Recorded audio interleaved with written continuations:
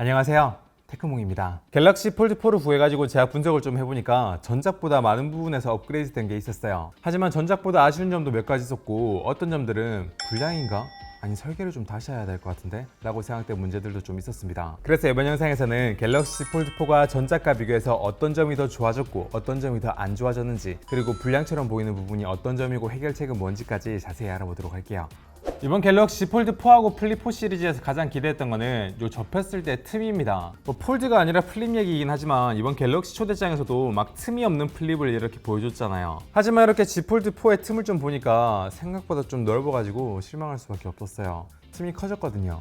아니, 틈이 많이 커졌거든요. 단순히 이렇게 봐도 틈이 좀 커진 게 느껴지긴 하는데 측정해보면 이게 더 많이 차이가 납니다. 저 같은 엔지니어 출신들은 이렇게 틈을 측정할 때 이런 테이퍼 게이지라고 부르는 도구를 이용하거든요. 이 틈이 좀 넓다 보니까 이 테이퍼 게이지가 통째로 이렇게 들어가서 나오는 이런 장면까지 연출이 됩니다. 얘는 한 1.2mm 정도 되고요. 폴드4는 한 2mm 정도 돼가지고 한 1.7배 정도 더 늘어났습니다. 물론 이제 갤럭시 폴드3를 제가 실사용하고 있는 입장에서 이 틈을 맨날 보면서 하는 게 아니기 때문에 뭐 그렇게 이 부분은 중요하지 않을 수가 있는데 어쨌든 더 넓어지긴 했네요. 이게 이제 이번 갤럭시 언팩에서 자랑했던 힌지 구조가 바뀌면서 이렇게 변한 것 같은데, 뭐 틈이 많이 늘어난 거는 그렇게 신경 쓰이는 부분은 아니니까 더 신경이 많이 쓰이는 작동감에 대해서 말씀드리도록 할게요. 언팩 보신 분들은 힌지 작동 구조가 완전히 바뀌었다는 거 대부분 알고 계시죠? 근데 이게 단순히 내부만 바뀐 게 아니라 작동감만으로 블라인드 테스트를 해도 어떤 게 Z 폴드4고 어떤 게 Z 폴드3인지 구분할 수가 있어요. 폴드3가 처음에는 가볍다가 나중에 점점 무거워지다가 이렇게 쫙 펴지는 방식이라면,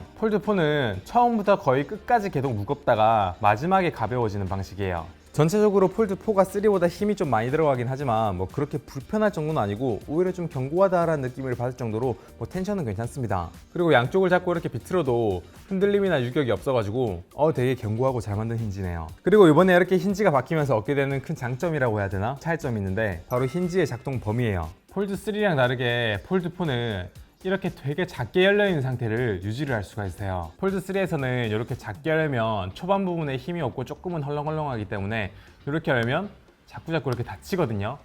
적어도 한 요 정도는 열어야, 아니 조금 더, 요 정도는 열어야 이제 안 닫히는 상황이 발생하는데, 그런 점에서 Z 폴드4는 힌지가 초반 부분부터 견고해가지고 이렇게 프리스탑이라고 그러죠. 중간에 멈출 수 있는 범위가 되게 많이 늘어났습니다. 그래서 이렇게 되면 장점이 또 뭐냐라고 생각을 해보면 사무실에 책상 위에 올려놓고 게임 같은 거 자동 사냥하기에 되게 좋겠네요. 그건 좀 장난이었다면, 실제로는 바닥에 이렇게 놓고 카메라 사용할 경우가 좀 많이 있는데 이 카메라를 앵글을 조금 더 다양하게 할 수 있다? 뭐 이런 장점이 있을 것 같습니다. 전 이 방식 되게 마음에 들어요. 근데 이번 갤럭시 폴드4의 힌지가 바뀌면서 눈에 띄는 점은 작동감이나 틈 외에도 무게가 꽤나 체감될 정도로 8g이나 가벼워졌다는 점하고, 이렇게 봤을 때 외부에서 힌지가 훨씬 덜 노출이 되고요. 디스플레이를 감싸고 있는 하우징의 두께를 줄여들어서 그런지 디자인 완성도가 훨씬 더 크게 올라갔습니다. 힌지가 돌출되는 양은 줄어들었지만 세로로 놨을 때 가로폭이 그대로이기 때문에 상대적으로 디스플레이가 옆으로 넓어졌어요. 대신에 위아래 높이는 줄어들게 만들었네요. 그래서 예전에 Z 폴드3가 세로로 좀 너무 길어 보이는 그런 비율이었다면 이번 Z 폴드4 같은 경우에는 일반 스마트폰 화면 비율에 훨씬 가까워졌습니다. 그래서 이렇게 유튜브 영상을 띄워놓고 보면 요 가로로 길이 자체는 Z 폴드4가 훨씬 더 작은데 렛터박스의 크기가 훨씬 더 Z 폴드4가 작고 디스플레이 자체가 Z 폴드4가 더 크게 보이는 걸 알 수가 있죠. 그리고 테두리 부분이 예전에는 라운딩 처리가 이렇게 돼 있었다면 이제는 각지게 변경돼가지고 좀 더 세련된 느낌이 드네요. 디스플레이 살펴본 김에 내부 디스플레이도 좀 자세히 살펴볼게요. 이렇게 영상을 본다고 생각하고 펼쳐놓고 비교를 하게 되면 Z 폴드4가 이렇게 이 길이가 조금 더 길고요, 이 길이는 조금 더 짧아졌습니다. 그래서 글자를 이렇게 놓고 보면은 Z 폴드3가 조금 더 가로로 글자가 더 많이 보이긴 하죠. 축소를 한번 해볼게요. 원본 크기로. 네, 이렇게 보면은 Z 폴드4가 영상이 오히려 조금 작게 보이는 걸 알 수가 있습니다. 그리고 이때 옆에 보이는 UDC의 품질도 Z 폴드4가 확실히 이게 좀 덜 거슬리네요. 원래도 없는 것보단 나은 정도였지만 이번엔 그런 게 많이 줄었습니다. 픽셀 밀도가 올라가가지고 그런 게 훨씬 덜 티가 나요. 네, 지금 보시면 픽셀 밀도가 높아가지고 티가 덜 나는 게 좀 느껴지시죠? 물론 이렇게 픽셀 밀도가 높아지면 이게 카메라다 보니까 외부에서 빛이 들어올 때 빛이 조금 덜 들어올 수도 있는데, 그렇게 되면 품질이 떨어질 수 있잖아요. 네, 실제로도 그래요. 아쉽게도 오른쪽이 Z 폴드 4입니다. 빛이 부족해서 화질이 좀 떨어진 게 보이시죠? 그리고 내부 주름은 많은 분들이 예상하신 것처럼 좀 눈에 띄게 줄었어요. 근데 내부 주름이 줄어든 건 좋지만 제가 눈으로 봤을 때 진짜 신경 쓰이는 부분이 한 부분이 있거든요. 그건 바로 내부 디스플레이의 힌지부 상하단 픽셀 노출입니다. 제가 예전에 제품도 개발하면서 품질 관리를 좀 하다 보니까 남들보다 이런 거에 대해서 조금 예민한데, 그래서 지금부터 이게 왜 발생하고 어떻게 해결하면 되는지까지 조금 말씀드려 볼게요. 지금 보시는 게 갤럭시 폴드 4의 내부 화면의 픽셀이에요. 픽셀이 이렇게 켜고 꺼지면서 글자를 형성하는 걸 알 수가 있고요. 자, 여기가 문제가 없는 일반 구간이고요. 이렇게 밑으로 조금씩 내려가다 보면 중간에 갑자기 초록색이 엄청 간섭이 일어나면서 잘 보이는 이런 구간이 있습니다. 지금 여기 이 구간이 노출이 되는 거거든요. 근데 이게 왜 발생하는지 이렇게 보면 지금 올라가면 올라갈수록 지금 옆에 보이는 요 살짝 테두리 보이는 이 부분이 보호 필름입니다. 지금 윗부분은 보호 필름인 디스플레이 픽셀에 넘어가지고 이렇게 다 덮고 있는 걸 알 수가 있는데, 가운데 힌지 부분으로 이렇게 가면 갈수록 보호 필름의 길이가 점점 짧아지면서 거의 디스플레이를 딱 덮을 정도까지 이렇게 내려와요. 그리고 디스플레이를 덮는 이 부분에 간섭이 일어나가지고 초록색 부분이 되게 강조가 이렇게 되는 겁니다. 그러니까 보호 필름이 끝에서 힌지 부분으로 오면 올수록 이렇게 파인 채로 그렇게 설계가 되어 있다는 겁니다. 그래서 가운데 파여 있는 부분이 디스플레이하고 이렇게 간섭이 일어나가지고 이 부분이 이렇게 알록달록하게 보이는 거예요. 왜 이 부분을 이렇게 파놨는지는 조금은 예상이 되긴 합니다. 제가 예전에 이 영상에서 갤럭시 Z 폴드 3G 이렇게 접었다 폈다 하다 보니까 안에 있는 보호 필름이 들뜨는 문제가 가끔 발생한다고 말씀을 드렸는데, 그 문제를 좀 해결하려고 이 부분을 이렇게 조금 파놓은 게 아닐까. 근데 파놓더라도 디스플레이하고 약간 이렇게 간섭이 일어날 정도로 많이 파면 안 될 것 같은데,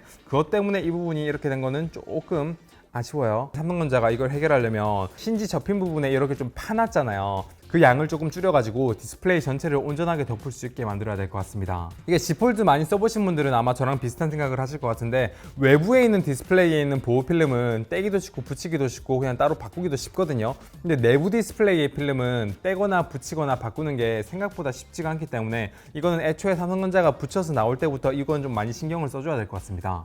그리고 내부 디스플레이를 보다 보니까 또 재밌게 바뀐 점이 있던데, 조드 센서의 작동 방식이 조금 바뀌었네요. 전에 제가 이 영상에서 말씀드린 것처럼 갤럭시 Z 폴드 2는요, 외부에 조도 센서가 하나가 있고 내부 디스플레이에 조도 센서가 위에 하나 밑에 하나 이렇게 조도 센서가 총 3개가 있었는데, 3로 오면서 내부 디스플레이 조도 센서가 카메라 옆에 하나, 밑에는 사라졌다고 말씀드렸잖아요. 하지만 외부의 조도 센서랑 내부의 조도 센서가 같이 작동하면서 이런 걸 상호 보완해 준다고 말씀드렸는데, 이번에도 그건 동일합니다. 외부 디스플레이에 있는 조도 센서를 이렇게 책상 위에 올려놓고 막아 놓은 상태에서요, 그럼 여기 있는 내부 조도 센서를 각각 막아 볼게요. 이렇게 막으면 Z 폴드 3는 밝기가 바로 변하는데, Z 폴드 4 같은 경우에는 밝기가 되게 천천히 내려가는 걸 알 수가 있습니다.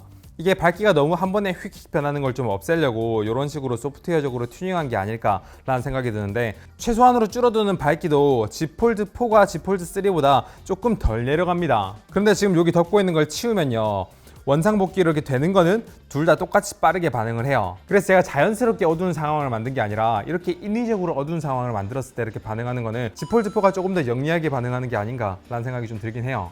그리고 그 다음으로는 스피커 테스트 결과를 말씀드릴 건데요. 제가 예전에 이 영상에서 Z 폴드 2랑 비교했을 때 이 3가 스피커 품질이 되게 안 좋아졌다고 말씀을 드렸잖아요. 그럼 이번 Z 폴드 4는 3랑 비교했을 때 스피커의 소리 품질은 어떨까요? 먼저 제가 소리 2개를 들려드릴게요.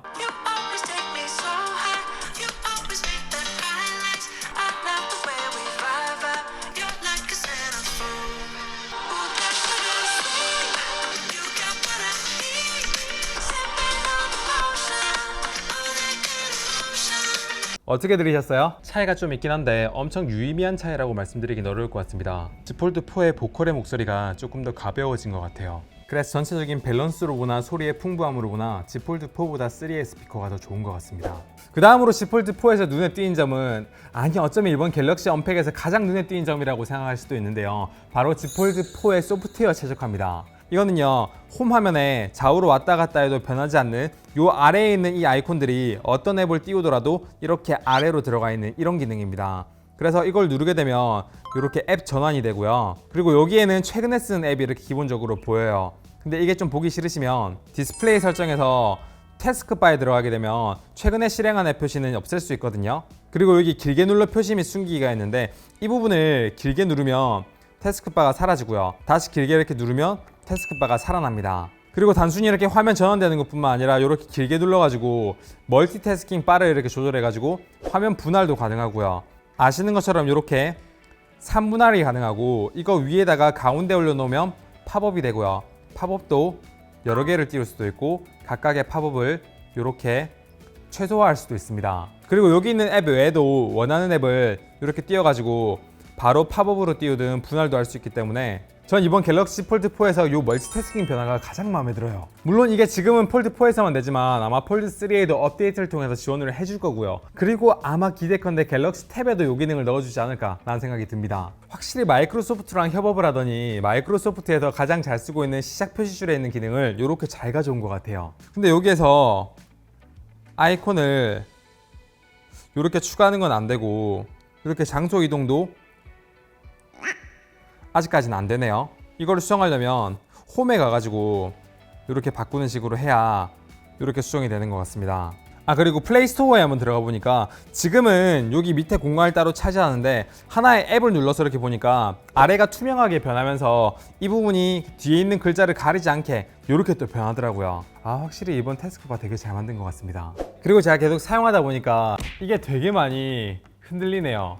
카툭티라 그러죠. 뒤에 있는 카메라가 되게 많이 튀어나와 있어서 그렇습니다. 이게 전작보다 이번에 카메라가 더 많이 튀어나왔어요. 카메라가 더 많이 튀어나왔다 그러면 태클 좀 좋아하시는 분들은 원인이 짐작이 되시죠? 네, 그만큼 멀리 있는 걸 땡겨서 보는 줌 기능이 더 강화됐습니다. 그래서 이 카툭티가 무조건 안 좋다라고 말하기는 좀 힘들어요. 근데 얼마나 튀어나왔는지 비교를 해보면 확실히 이렇게 수치상으로도 좀 차이가 나긴 하네요. 여튼 멀리 있는 걸 땡겨서 보는 줌 기능으로 봤을 때 갤럭시 Z 폴드 3는 2배까지 광학 줌이었다면 Z 폴드 3는 3배까지 광학 줌이 됩니다. 물론 이제 소프트웨어적으로 보정을 해주는 줌까지 같이 봤을 때는 Z 폴드 3는 10배까지 되고요. Z 폴드 4는 30배까지 줌을 지원해요. 그래서 똑같은 거리에 있는 물체를 각각 10배, 30배로 줌을 하게 되면 이런 식으로 차이가 나죠.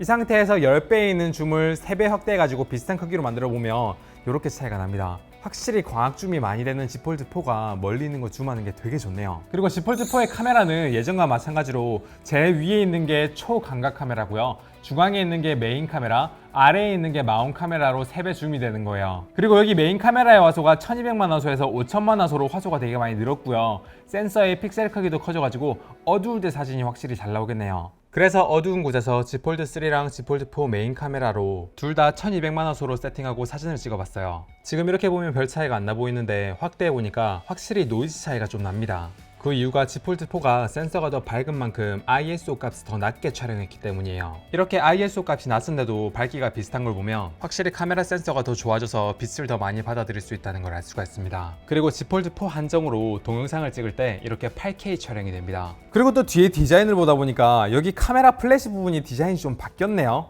내부 LED가 훨씬 더 예전엔 잘 보였는데 이젠 그게 조금 더 흐릿하게 보이는, 이렇게 되면 빛은 좀 더 잘 퍼지겠지만 아무래도 빛이 좀 더 약하게 나오지 않을까라는 걱정이 좀 들었거든요. 그래서 한번 측정을 해봤습니다. 지금 저는 눈으로 봐도 얘가 조금 더 밝아 보이는데 이걸 한번 측정해 볼게요. 자, Z 폴드 4 같은 경우에는 밝기가 한 2만이 조금 넘고요. Z 폴드 3 같은 경우에는 밝기가 17,000 정도 되는 걸 알 수가 있습니다.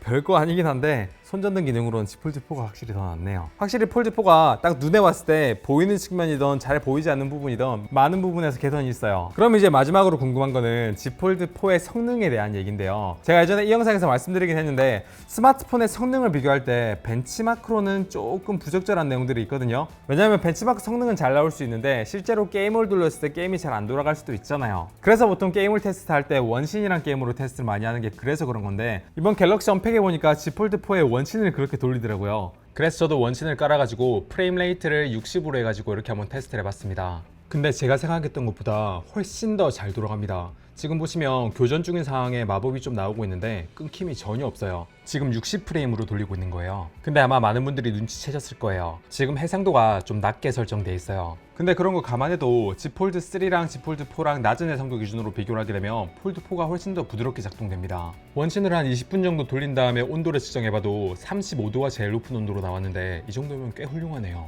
그래도 진짜 제대로 테스트하려면 프레임이 나오게 만들어야 되고 해상도도 원래 해상도를 그대로 쓸 수 있게 만들어야 되는데 프레임을 보려고 하니까 이건 정식 기기가 아니라서 그걸 못하게 막아놨고요. 이 해상도를 올리려면 게임 플러그인이라는 별도의 삼성에서 제공한 소프트웨어를 깔아야 되는데 Z 폴드 4가 아직 그게 안 깔립니다. 그래서 게임 테스트는 나중에 양산 나온 이후에 좀 그게 적용이 되면 해야 될 것 같고요. 지금 테스트 가능한 것들의 결과를 지금 보여드릴게요. 일단 긱벤치를 이렇게 돌려봤는데 점수가 한 1.3배 정도 훨씬 더 좋아졌죠. 이게 삼성전자 언팩에서도 한 요 정도 성능이 좋아질 거라고 얘기했는데 딱 그만큼 그거보다 아니 조금 더 성능이 좋아진 것 같습니다. 근데 그때 언팩에서도 CPU 성능보다 그래픽 성능, GPU 성능이 되게 많이 올랐다 그랬거든요. 그러면 게임에서 확 차이가 나야 되는데 실제로 그렇게 차이가 나는지 확인해 보겠습니다. 3D마크 익스트림 스트레스 테스트를 한번 해볼게요. 자 지금 동시에 돌렸어요. 저 지금 되게 놀랐어요.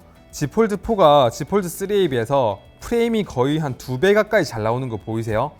여기에는 거의 안 끊기는데 여기에는 엄청 버벅버벅 끊기죠. 이게 성능을 얼마나 잘 유지하는지도 봐야겠지만 첫인상으로 봤을 때 Z 폴드 4가 3보다 훨씬 성능이 잘 나오는 걸 알 수가 있어요. 네, 그래서 끝까지 돌려가지고 결과를 한번 봤는데 와, 성능이 진짜 많이 오르긴 했네요. 성능 유지력은 비슷한데요. 놀랍게도 Z 폴드 4에서 가장 성능이 안 나올 때 점수가 Z 폴드 3의 가장 성능이 잘 나올 때 점수보다 높아요.